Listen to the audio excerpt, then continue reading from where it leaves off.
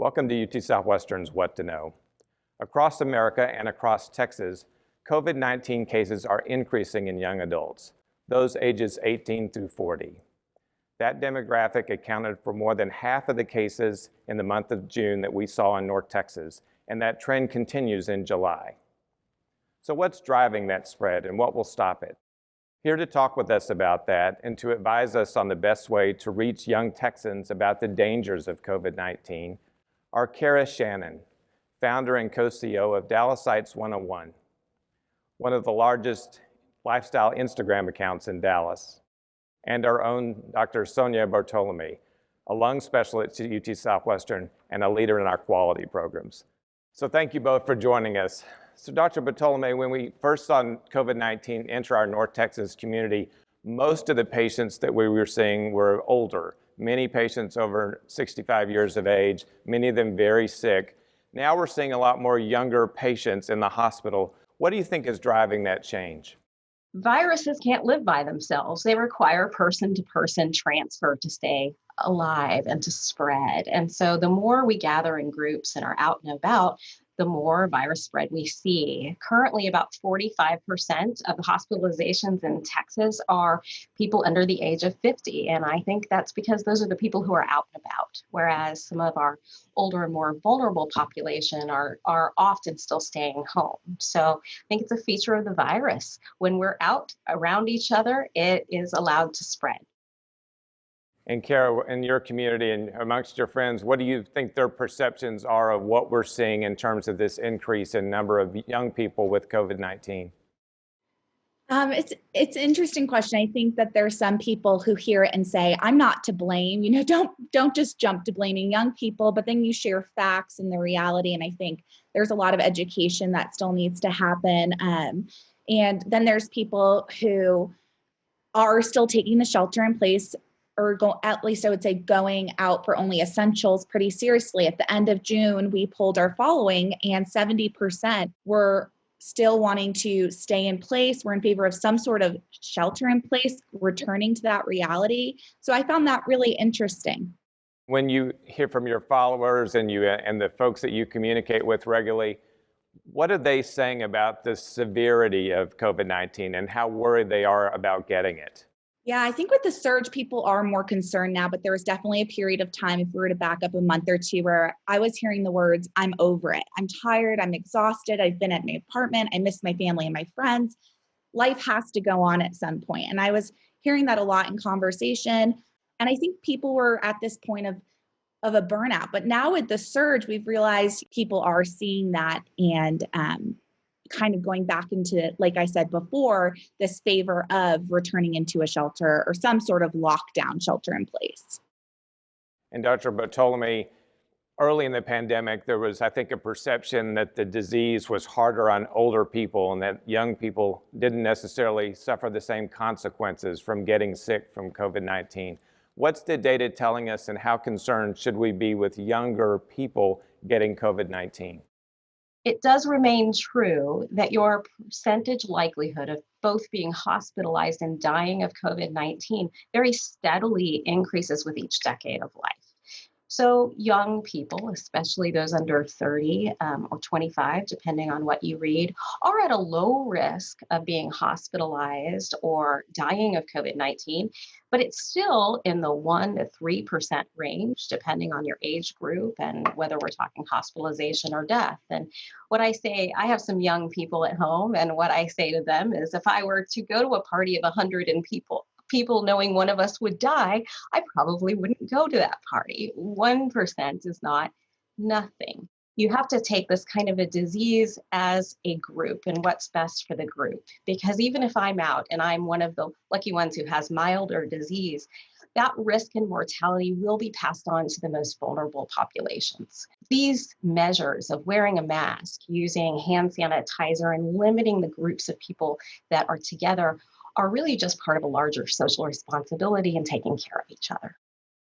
And Kara, what are you hearing from your colleagues about sort of the risk of transmitting the disease to their parents or their grandparents or other older adults around them? Yeah, people are definitely concerned. This morning, I actually heard from someone whose father-in-law found out this morning that he has COVID. And so she was set to meet with us and said, I really need to now quarantine for 14 days. Last weekend, I heard from two of my friends, one who lives in New York City, she had been careful this whole time, she said, and then she just said, I'm at a point where I want to go on a girls' trip. It's really important to me. We're going to Nashville. I don't want to miss a special time. And she said while she was there, she just knew I'm going to get coronavirus, and she did. And she had lost her voice, and she was then staying home, but she said she's just really tired. And what I think is interesting is how young people are maybe describing coronavirus and how it feels to them. And Dr. Bartolome, we're certainly hearing that as well, I think, at our medical center here at UT Southwestern. If you're an older adult and you get symptoms you're not sure about, you immediately think you might have COVID. And lots of younger people are not making the same assumption. So is COVID-19 different in younger people, and how are the symptoms different in younger people than older people? The virus itself can manifest in different people different ways. And we see this in other viral illnesses, especially in the younger age group. It can be asymptomatic in some people. It can feel like a bad cold. It can feel like fatigue or tiredness, a little bit of diarrhea, a little bit of sore throat and runny nose. That may be all you have. Although on the other end of the spectrum, that can progress to an inflammation sort of lung problem where people have trouble breathing. That does happen more often if you have underlying health conditions, but can happen in perfectly healthy young people. The symptoms, if you're feeling those things, certainly high fevers, loss of taste and smell, I hear a lot from young people. Those are things you probably want to think, maybe I might have COVID. And Kara, you mentioned some of your friends and colleagues are beginning to do some things that are important to them, going on a girls' trip or going to small gatherings and being around their friends more. What are you hearing from them about how they're approaching wearing a mask and their adherence to social distancing? Well, I only hear from the people who are proud and say, I'm wearing a mask. I think it's harder to have the person who's going to say, no, I'm not wearing a mask and I don't care about it. And that might just be the network that I'm exposed to, but really our followers as well, which is quite a large following. I really hear from people asking questions like, where can I buy a mask? We created a list of over 50 local shops where you can be buying masks because there was a demand from our followers for that type of information. We're hearing about what restaurants have patios. I also, with the rainy weather recently, I think people say, well, if I can't be fully outdoors, can I at least be semi-outdoors? And I just think all of that thinking and all of that question shows me that it is on people's mind that they would like to be safe and are taking measures to do that. And Kara, your lifestyle Instagram account is a great messaging vehicle to younger folks and to lots of different types of people. What advice would you have for us as we're communicating with people in this high-risk group that are being hospitalized, those that are in the sort of 18 to 40 demographic? Yeah, I'll just say, speaking with you and hearing the facts straight from you, it definitely makes an impression rather than having friends text me facts. I don't really want to hear that from friends. It seems like opinions at times, or maybe they're trying to influence me to go to a happy hour by presenting certain facts. But I'm really glad to be participating in something like this to both educate myself and then also be a means for hopefully sharing that information with others so that we can continue to wear masks, we can continue to social distance, and we can really take care of each other. So Dr. Bartolome, like me, you have teenagers and 20-year-olds in your family whose lives have been very disrupted by COVID-19 and things that they were planning on doing, they're not able to do. How are you talking to them about those things, the disappointment of having to redirect their lives a bit, and what they can and cannot do in these times? I have a senior who is graduating this year who missed everything. No prom, no class trip, no graduation. And that was tough. And college is uncertain for the fall. So I think acknowledging that is important. But I also think replacing it with something else that is fun is really important. And so balancing my doctor side and my parent side, that's what we've been trying to do at home. All right, I can't have a big graduation party, but what can I do? I can put together video snips of all of his friends saying congratulations and grandparents and those sort of things. We don't have to sit at home. We do have to abide by not having large groups of people and wearing our mask and bringing hand sanitizer, which we normally did not do. And they wear their masks, and even outdoors, especially if you're at a gathering. I think that's important. And we try to come up with creative ways to have fun and still connect with others.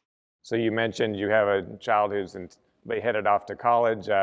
I have a daughter in college as well. What are you telling them about how to be thinking about college in the fall? He has a variety of online versus in-person classes. They're likely going to wear masks and be careful, but they are planning thus far on opening college. If the situation around his college changes and that changes, we just need to be prepared for that and roll with it like we do in much of life. And Kara, if you could summarize sort of what your message would be to people in the demographic that we've been talking about, this 18 to 40 group, what advice would you give to them about how to get through this safely? I know and I agree that this has been a difficult, at times annoying, really long, really painful time. As a small business owner too, I see that side of it. Operating with a loss of over 50% of what we're used to seeing. So it's definitely exhausting and hard. But there are just such huge, drastic measures being set. I mean, this is unprecedented. And I don't believe that authorities and people on the front lines would really be guiding us to social distance and wear a mask unless it was absolutely necessary. It's inconvenient, but it's necessary. And so I just think about the state fair has been canceled. That's the first time since World War II. Every person has their own set of inconveniences in their life being disrupted. And I would say in some cases, it's been really huge, historic, and it feels heavy and monumental. So simply wear a mask, when you kind of right size your individual situation or the small action you could be taking in the grand scheme of things, I think it becomes quite obvious that you should be wearing a mask, washing your hands, choosing to participate in small gatherings, and really making the effort that you actually have the power to make. Dr. Bartolome, what's the number one question people are asking you? The number one question I get is all of this real? Because I heard it was just increased testing. I get that one a lot. As someone who sees it every day, yes, it's real. And statistically, looking at it, I think you can see that in hospitalization rates. So increased testing would not increase the amount of people who are coming to our hospitals, and we are seeing more people. And so, yes, it's real. This has disrupted our lives, but there is hope for the future if we can be resilient and keep doing these things to keep each other safe. Until those things are available, we will get to move on. Maybe not exactly the way it was, but hopeful and better, and these things will end. So Dr. Bartolome, I'm sure everyone asked you this question as an expert in COVID-19. When do you think this will be over, and what will it take to get us there? I think it's likely going to take a vaccine for it to be over. Given the amount of person-to-person transmission that we have, it's likely to come and go. Obviously, we hope it goes and doesn't come back, but that may not be how this works. And so prevention is the best thing to do. I think we're likely to live with this for months. And it really depends on how fast things like vaccines are able to come out so that we can prevent the spread to the next person. Because as I said, that is what the virus needs, is a host. And if we can deny it a host, that is when it will stop. How that occurs, whether it's a complete shutdown, which I think we'll all agree we can't continue to do, or just responsible distancing and mask wearing and staying away from large gatherings plus a vaccine, it'll take some time, and that's what it takes, denying the virus a host. And I think we all just need to be flexible and take care of each other. Well, I want to thank you both for joining us. It's a great conversation, and for all that you're doing to get the message out that the young adults in our lives are at risk, and all the great advice you've given us today about keeping them safe and helping them keep all of us safe. So thank you very much. Thank you. Thank you. Thank you for joining us. Next week, we'll focus on living with cancer during COVID, a topic many of you have suggested to us. Until then, stay safe and stay healthy.